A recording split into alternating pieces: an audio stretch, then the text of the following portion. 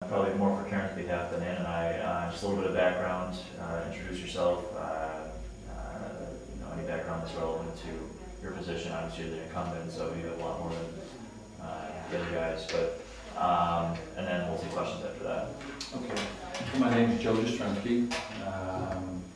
Presently work for the United County Sheriff's Department. Been with them going on 12 years. I coordinate the Sheriff's Work Program. The other name to it is alternative incarceration. I'm very proud of that program. Before I took it over, the past coordinator, had things somewhat in disarray, and the numbers were down with the judges that we're using. As I mentioned to you just a little bit ago, the numbers are up, higher than they've ever been, and population is down in the jail, so I'm pretty proud of that. I'm just finishing up my first term as newly elected town Wilson supervisor. When I was elected 2 years ago, the town was in a very total disarray. The books were almost unlegible. Nobody knew where the money was, how much money they had. There was an awful lot of infighting going on. There was a lot of spending going on that didn't need to be going on, and they were working with inferior budgets. For the past year and a half, going on 2 years here, I've worked very diligently with everybody at the town hall to bring us all together, to work as a team. As everybody knows, change is hard, and we had to make an awful lot of changes. We made some changes in the assessor's office where we regionalized it and went into a shared service with the city of Niagara Falls. We went from annual reassessment there to a triannual, 3 years, because I believe we can do business, put together responsible budgets, and save the taxpayers some money in regards to reassessment. So we changed there, and that took a bit of doing because we had 2 part-time clerks there and a full-time assessor. So one clerk worked with the building inspector part-time, and one clerk worked the assessor's office part-time. And if the clerk wasn't there, nobody was there to take care of business for the building inspector and vice versa. And then the assessor, being full-time, he'd be on the road. So, the office wasn't manned. So what we did was we eliminated the 2 part-time clerks, went to a part-time assessor, and we have a full-time clerk in there who also takes care of the building inspector. So there's somebody always in there to answer the phones and answer any questions or take any questions that might need to be passed on to the building inspector or the assessor. So I'm pretty proud of that, and I'm very happy with it, working quite efficiently, really. And besides that, we got $37,000 from the state in regards to the merger, doing the shared service, along with a $77,000 grant. So, that has helped us bring us up to the 21st century, bunch of computers and, a bunch of other different stuff that's going on there. Also, I had to change in our budget office. We had an accounting firm in there that, in my eyes, I don't want to beat him up, but, he really didn't quite understand municipal accounting. So, after about 6 months of being in office, things weren't getting any better in that office. In fact, we were continuing to go backwards. It took some doing to find an accounting firm that was, one, affordable for us, and 2, the guy that was an accountant there that I inherited also was a local businessman.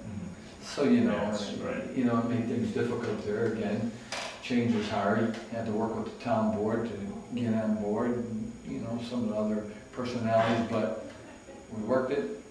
We hired a firm called Barry & Barry. They've come in, they're working at a cheaper rate than it costs us to have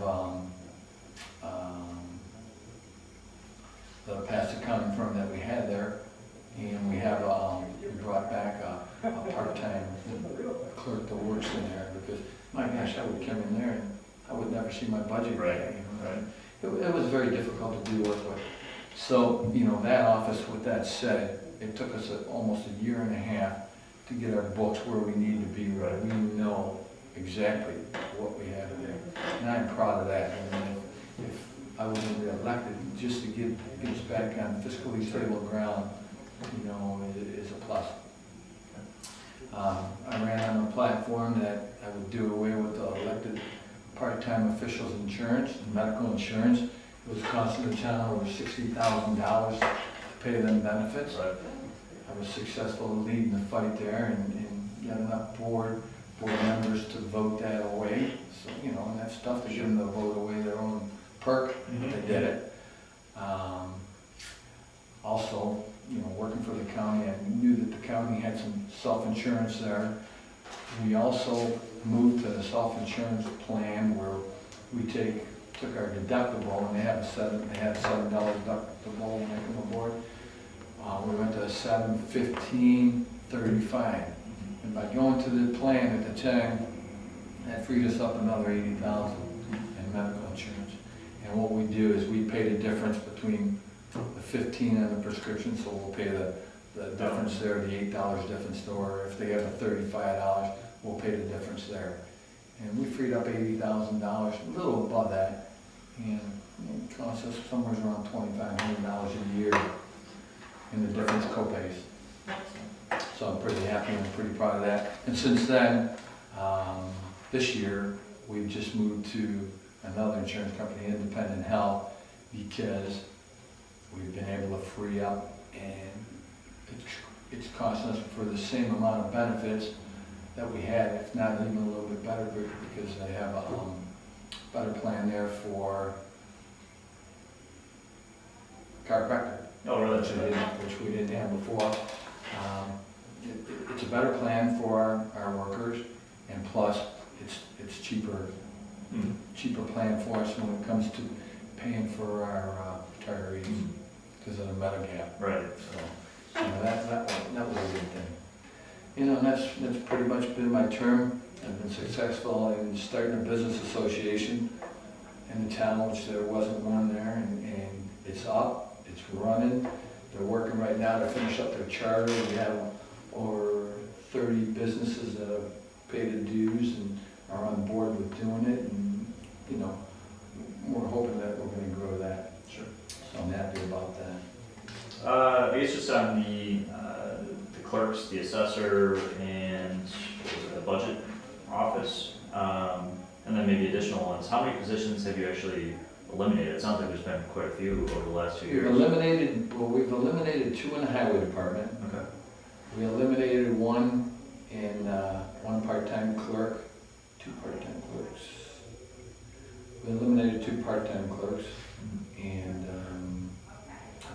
we're doing business much more efficiently. That's what it seems like. Okay, just curious how many. Those were probably difficult. So those people are out of the system altogether. Not, and they find some other town employment or anything. Right. Okay. Well, one in the highway left and we didn't replace. The other Okay. one left for disciplinary actions. Okay. And didn't replace. And the 2 clerks. Oh yeah. Okay. Okay. What do you want to accomplish in the next couple of years? Well, you know,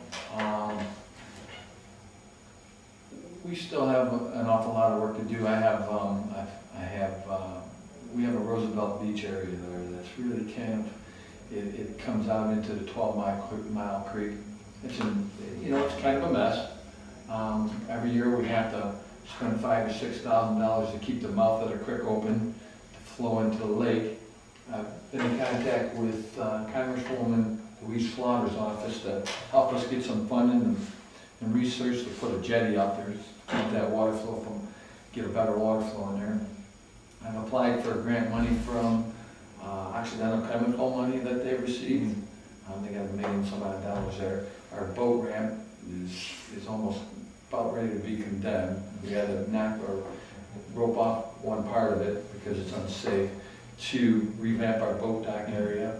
I'd like to get some greenway money to enhance. You know, we have a park there that's really needs to be replaced for them residents. So if we're able to do all that kind of stuff, that's going to create ourselves a nice little mini harbor there to go along with our other harbor. I've also spoken with Louise Slaughter, Congresswoman Slaughter,